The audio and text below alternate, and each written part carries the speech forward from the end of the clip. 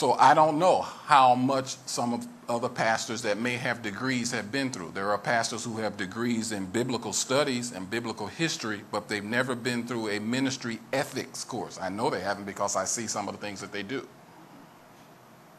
I know they haven't been through just business ethics. You know, you don't run the church account through your personal bank account. Just stuff like that. You don't be having members in your church loan you money. Not as the pastor. You don't be asking members in your church, dog, can you give me $50 to help me make it to the end of the week? And you the leader? So that's why I know that folks ain't been through church and ministry ethics. They've got degrees and know Genesis, just like you said, Genesis to Revelation. But they haven't been through ministry ethics, how to appropriately minister and handle the Word of God and the money and relationships. They don't know how to do it, I can tell. It's just like you can probably, all of us in the room, according to your profession, you could spot the people on your job who really don't know what they're doing. They haven't been trained, or you don't know how they got this job. Because I can tell by the way you acting, you didn't go through all of what you were supposed to go through. Because you were doing stuff that when I came through, they taught me that that's wrong. And I see you doing the very thing I was told that's wrong. And so I see that. Me and my wife see that in the ministry. We see people who have the degrees in biblical training, but they haven't been trained in the ministry. That's different. They haven't even been trained just to be a person of integrity. You do not walk around puffed up or in pride, right, because you know where that's going to lead you. Yeah. You are going to fall. Something is going to happen. There is going to be a consequence to that, where there's going to be a fall. And it comes without fail. So there is lack there, and yeah, and God knows how to even bring them to a place where they can see, that is wrong. God is faithful. Yeah. He doesn't want them to be walking around like that because it hurts people. Yes, it does. It misrepresents God, and He does not want to be misrepresented. So He will deal with them, but until He does, you pray for them. It helps you.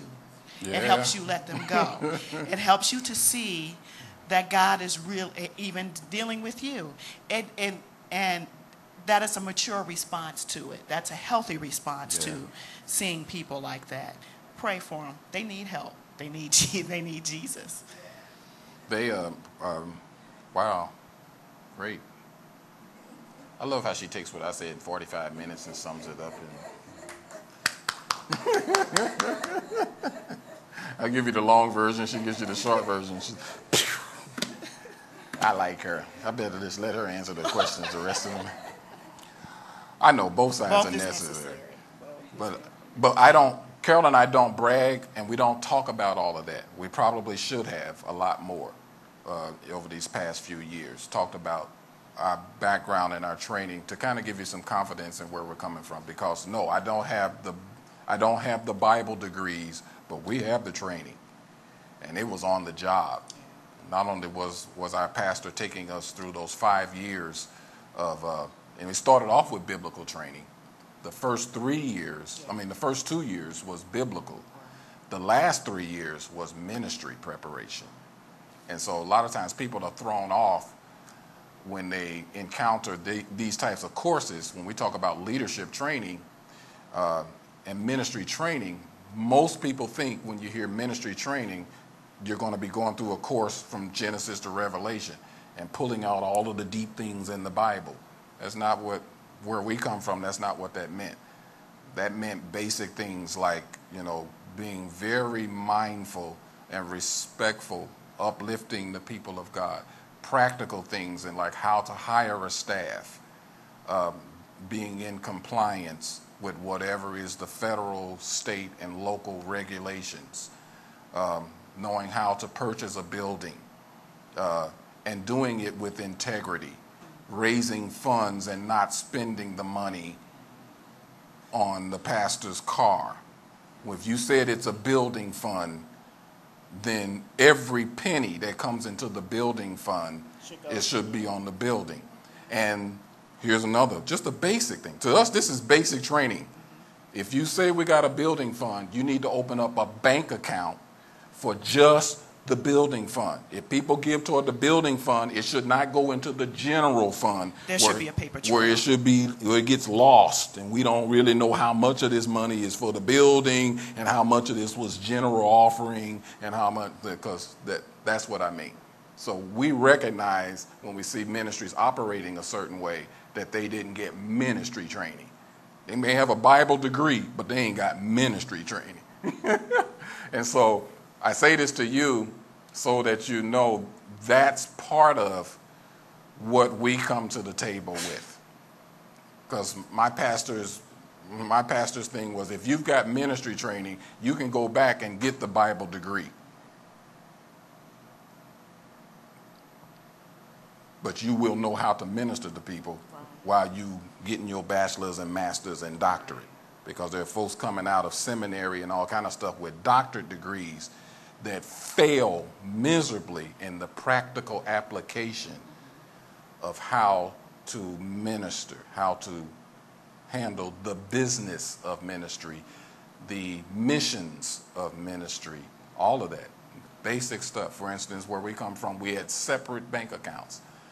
We had a separate mission bank account. We had a separate benevolence account. We had a separate business account. We had a separate building account, so that when people gave, we put the money and transferred it to the appropriate places. So nobody's salary ever came out of the building fund. Nobody's personal money, salary, ever came out of the missions money. Never came from benevolence, money that was supposed to have been buying food and paying people's rent and utility bills. It was never mixed up. And so people trying to operate everything out of one pot, like, no, you don't have a way of being able to stand up before your people and be accountable. That's what it means to be accountable. And one thing we've done, I know you didn't know that, but each year we actually have an annual financial report for all of you guys. It's for you, so that you can see how much came in during the previous year and where every penny of it went. Literally, where every penny of it went. Because that's what ministry is about. So there are people who are bigger, got way more people, got way more stuff and everything, but they can't tell you where every penny went.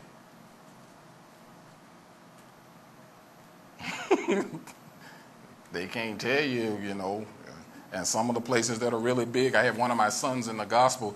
He went to one of those big, huge churches, and so when him and his wife had some financial troubles, he, kind of went to the church and asked, for a little bit of assistance with rent or utilities or something like that.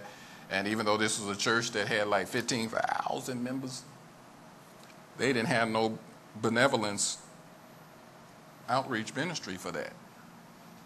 They didn't have nothing set up to help people in their own church with stuff like that.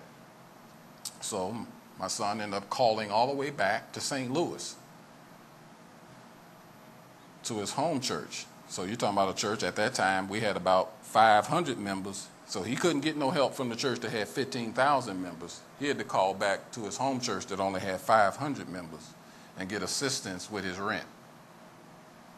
Because he knew his little small church, by comparison, back in St. Louis, had a fund designated to help people. So that's why I say you can't just go by the size.